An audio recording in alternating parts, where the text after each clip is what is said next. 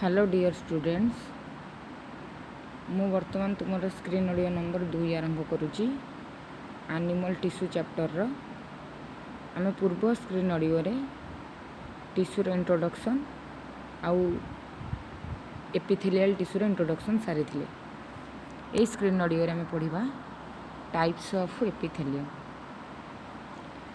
ताहले एपिथेलियम केते प्रकार देख आमे जानिछे सबू एपिथेलियम सेल्स माने बेसमेंट मेम्ब्रेन ऊपर बसी थांती। तार जदि बेसमेंट मेम्ब्रेन ऊपर गोटिए सिंगल लेयर रहिला, गोटिए सिंगल लेयर रही ताले मु ताकू कहबी सिंपल एपिथेलियम। जदि बेसमेंट मेम्ब्रेन ऊपर गोटिए लेयर रु अधिक रहिला, गोटिए लेयर रु अधिक रहिला ताले मु ताकू कहबी कंपाउंड एपिथेलियम। ताले टाइप्स ऑफ एपिथेलियम रे दीटा आसीबो, सिंपल एपिथेलियम, कंपाउंड एपिथेलियम।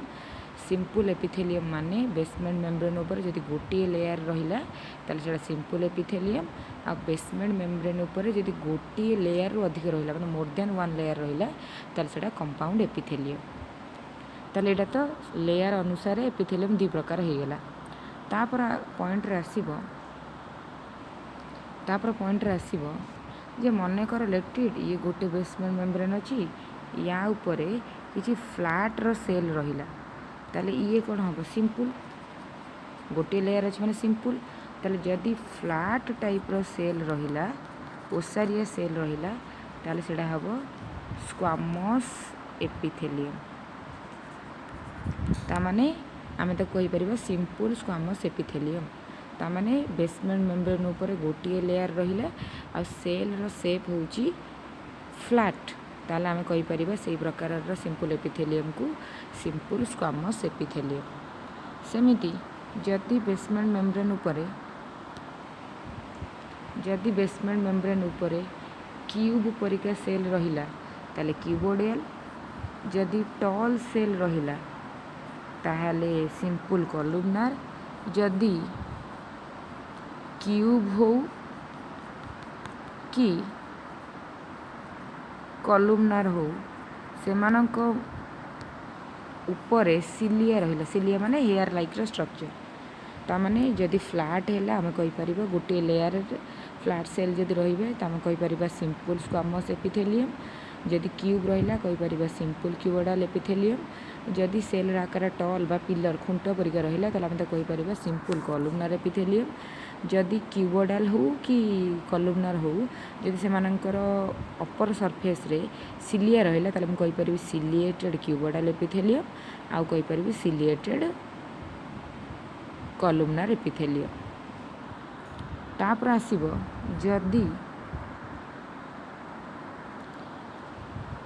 जदि बेसमेंट मेम्ब्रेन ऊपर बड़ छोट सेल रहिला, बड़ छोट सेल रहिला देखि पड़ते 1 2 3 4 5 और 6।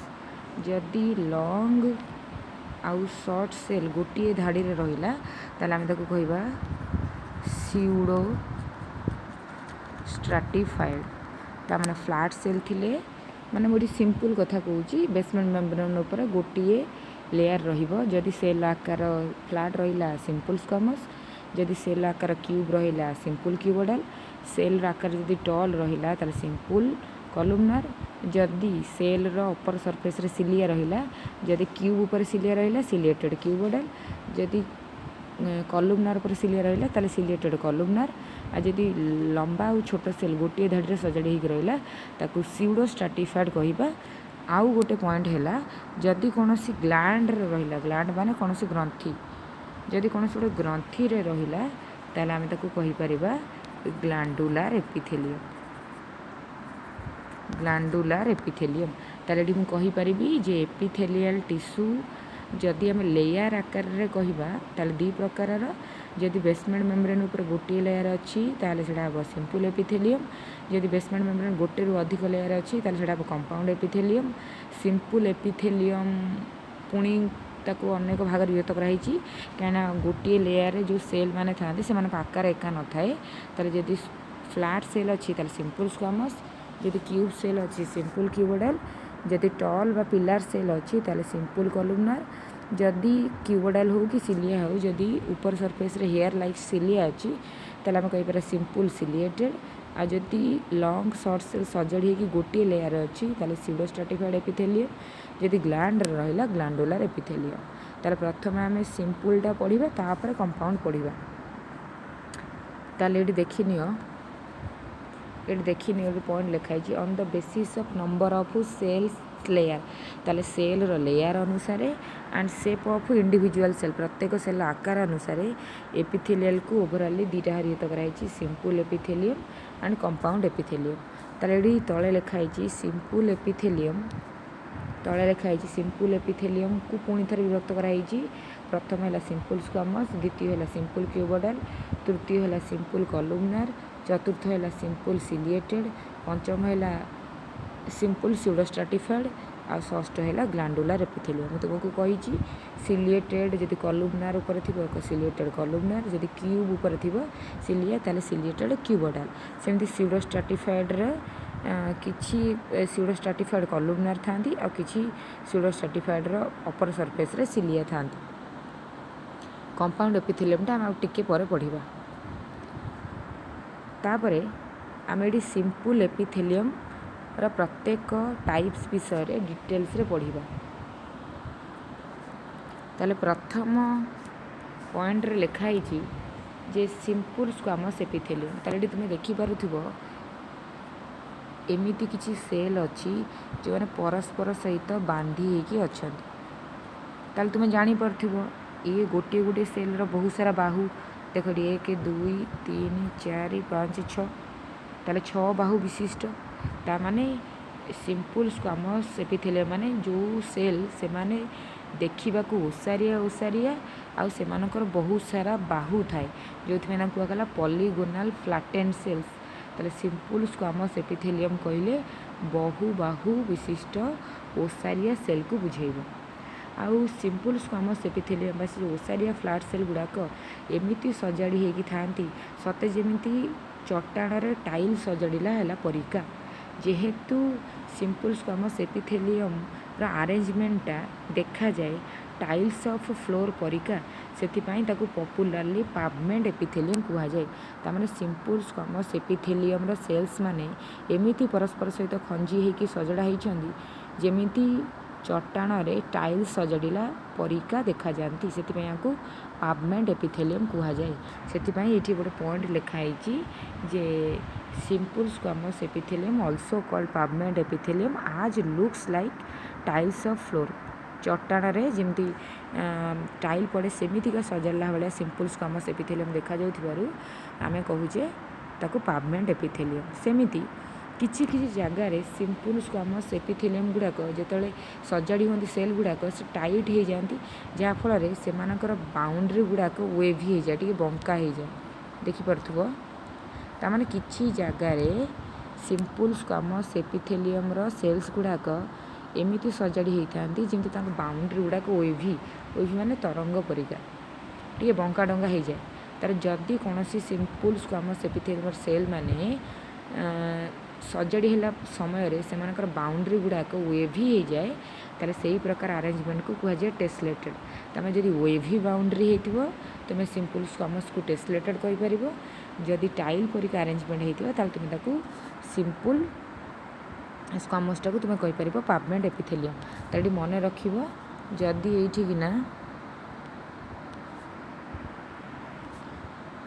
एठिकिना टाइल्स अरेंजमेंट देइथिबो ताले पावमेंट हबो।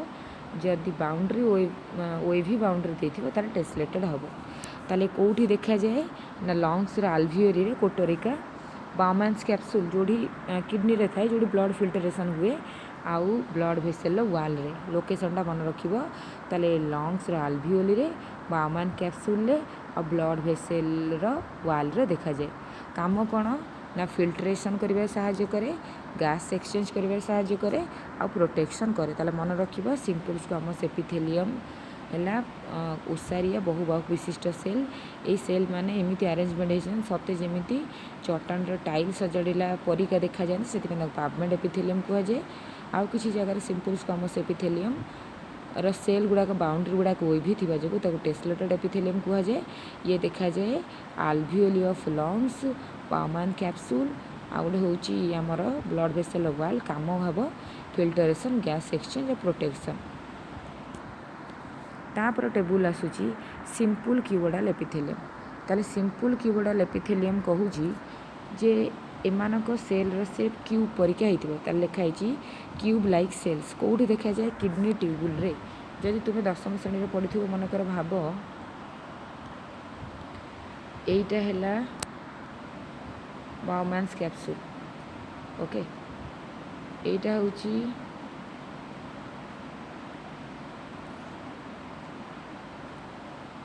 गोटे सेकेंड डायग्राम कर दिए।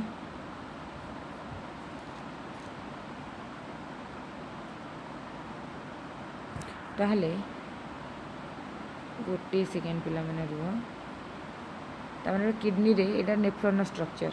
ताले ए पार्टटा हूँ तुमर ग्लोमेरुलस जोटा छणाटा, आ ये कपटा है बाउमान्स कैप्सूल। आ बाकी जी पार्ट रहा यू एति जाए बाकी जहाँ भी पार्ट रहा एगुड़ाक हूँ सबू किडनी ट्यूबुल। आ बाकी पार्ट जो रहा किडनी ट्यूबुल ताले किडनी ट्यूबुल लाइनिंग रे देखा जाए। ताहले जानी पारथुबो एबे ताहले simple cuboidal epithelium kidney tubule देखा जाए। टेस्टिस ओभारी लाइनिंग रे टेस्टिस स्पर्म तैयारी हुए, ओभारी ओभम तैयारी हुए, रिप्रोडक्शन हेल्प करती। एटा जानिथिबो टेस्टिस ओभारी लाइनिंग रे thyroid gland vesicle, thyroid gland जो सेल थाए से सेल मानकर लाइनिंग रे थाए। आ डक्ट ऑफ सालाइवरी ग्लैंड, डक्ट माने रास्ता, डक्ट माने हूँ रास्ता, ता माने सालाइवरी माने लाला ग्रंथि। ताले एटी कहि परिबी डक्ट माने हूँ रास्ता। ओके ताले जो रास्ता देकी सालाइवरी ग्लैंड रू सालाइव सिक्रेशन हुए से रास्तार लाइनिंग रे। ता सहित पानक्रियाटिक डक्ट अग्नाशय, पानक्रियाज मैंने अग्नाशय, ताले अग्नाशय जो अग्नाशयर रस बाहर ताले जो रास्ता देकी अग्नाशयर रस क्षरण हुए से दुपट लाइनिंग रे आमर देखा जाए सिंपल क्यूबोइडल एपिथेलियम। ताले मन रखिबो थायराइड ग्लैंड वेसिकल बा तुम मन रखिपर सेल रे देखा जाए, किडनी ट्यूबुल देखा जाए, टेस्टिस ओभारी देखा जाए, पानक्रियाटिक डक्ट रे देखा जाए, सालाइवरी ग्लैंड डक्ट रे देखा जाए। काम कौन ना प्रोटेक्शन दब, सिक्रेशन ग्लैंड अच्छी मतलब सिक्रेशन दब ना, सुरक्षा दब, सिक्रेशन क्षरण कर, आब्जर्सन आब्जर्सन कर, शोषिबार हेल्प कर, आउट हूँ रिप्रोडक्शन प्रजनन कर। तुम जान टेस्टिस ओभारी रही रिप्रोडक्शन कर। ओके किडनी ट्यूबुल तुम जान ना जो किसी दरकार जिनस छाणी हो माने ताले ताकू बॉडी को पुणी रिटर्न करा जाए ना ऑब्जर्व करा जाए से किडनी ट्यूबुल काम है जदि किसी ब्लड रे किसी एसेंशियल जिनस फिल्टरेशन हो जाउची ताले से पुणी आउथरे बॉडी को ऑब्जर्व हो जिवो। आउ रहिला सालाइवरी डक्ट, पानक्रियाटिक डक्ट, ताले सेही पार्ट रे जे रहियो माने प्रोटेक्शन और सिक्रेशन करैबारे सहायता करिवो। तापर आसीबो सिंपल कॉलमनार एपिथेलियम। ताले सिंपल कॉलमनार एपिथेलियम कोन ना सिंपल कॉलमनार कहले डायग्राम देखि परथिबो गोटे सेकेंड रो देखिपार डेंगा डेंगा सेल अच्छी ताले ना से पॉइंट ही मेंशन होती।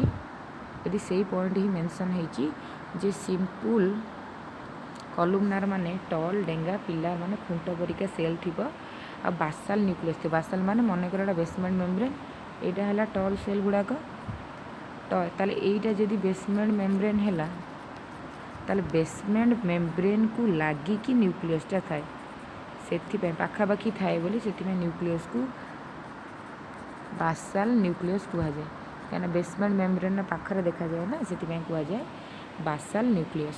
ताले सिंपल कॉलमनार एपिथेलियम कहले डेंगा डेंगा खुंट परिका सेल आउ सेल मानकर न्यूक्लियसटा बेसमेंट मेम्ब्रेन पाखक थाए आउ एमानकर फ्री सरफेस रे एमती आंगुठी परिका किसी स्ट्रक्चर थाए जोड़ा को माइक्रोविली कहते, माइक्रोविली कहते।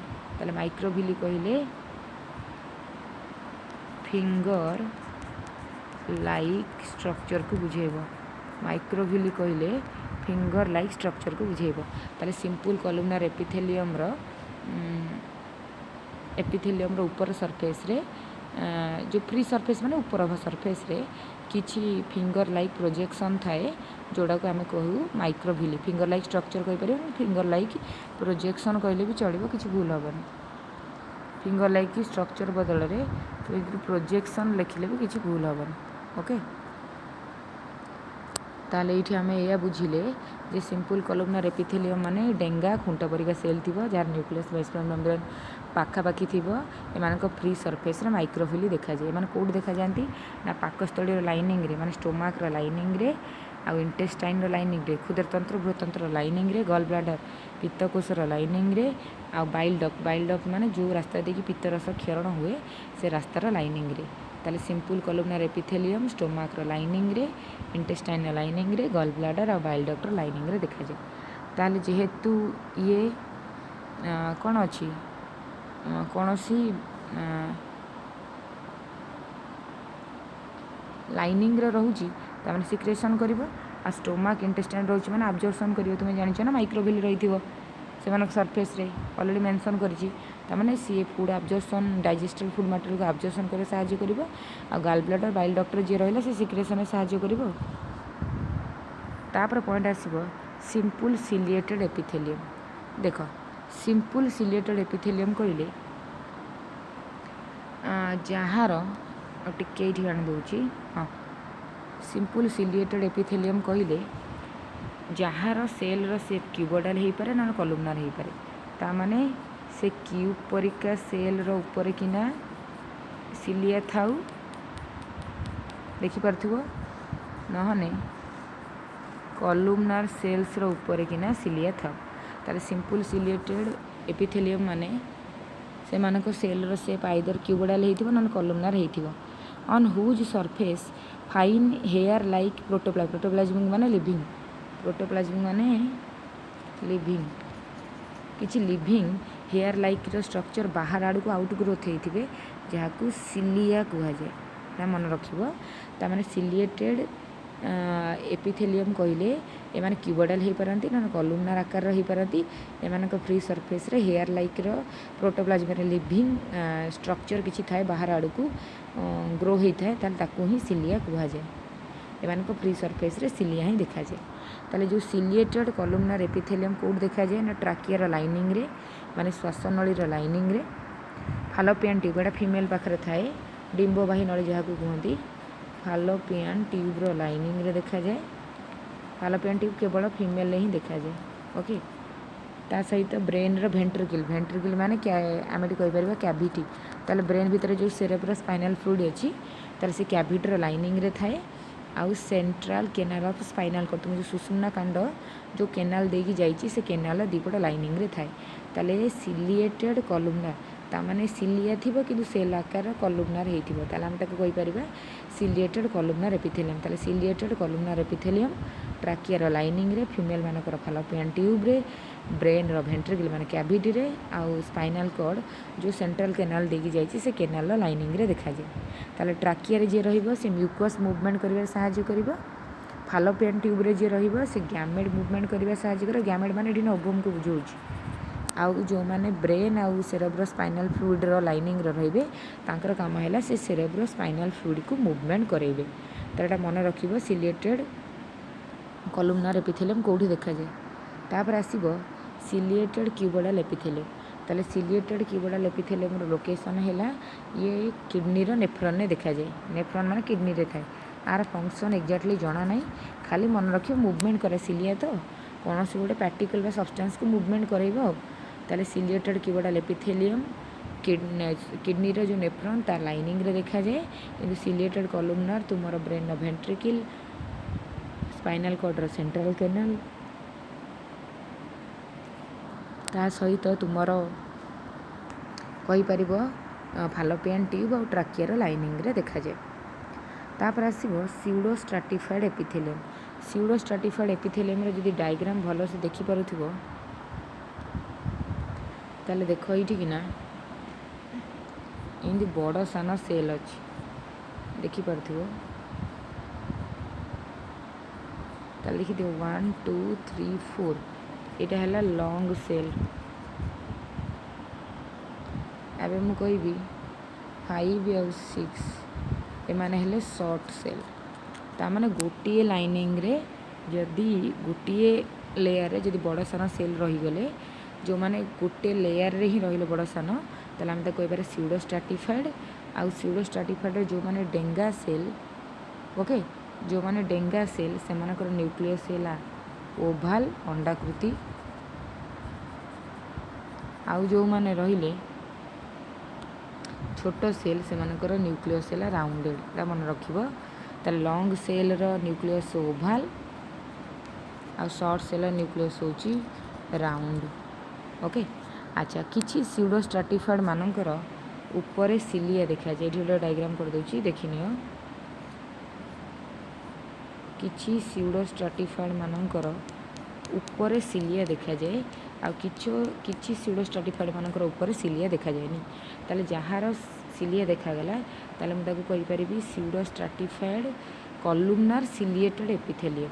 आउ जहार न देखागला ताले मैं ताको कहि परिबी नॉन सिलिएटेड स्यूडो स्ट्राटिफाइड बा खाली सिंपली कहि परिबी pseudostratified columnar epithelium. Okay तामाने किछि स्यूडो स्ट्राटिफाइड रो ऊपर सिलिया देखा जाए आ किछि स्यूडो स्ट्राटिफाइड ऊपर सिलिया देखा जाएनी। तो सही अनुसार स्यूडो स्ट्राटिफाइड को दी भाग कराई। गोटे होची pseudostratified columnar ciliated epithelium आ गोटे होची स्यूडो स्ट्राटिफाइड खाली कॉलुमनार एपिथेलियम बा तुम नॉन सिलिएटेड कहि परिबा को नॉन सिलिएटेड आकु सिलिएटेड कहि। तो स्यूडो स्ट्राटिफाइड होची दी प्रकार गोटे सिलिएटेड आ गोटे होची नॉन सिलिएटेड। देख ये लिखाई स्यूडो स्ट्राटिफाइड कहले से सेल सेप सब कॉलुमनार तामाने से सेल सेप सब कॉलुमनार रहिबो बट अनइक्वल इन साइज किंतु से साइज असमान रुहे।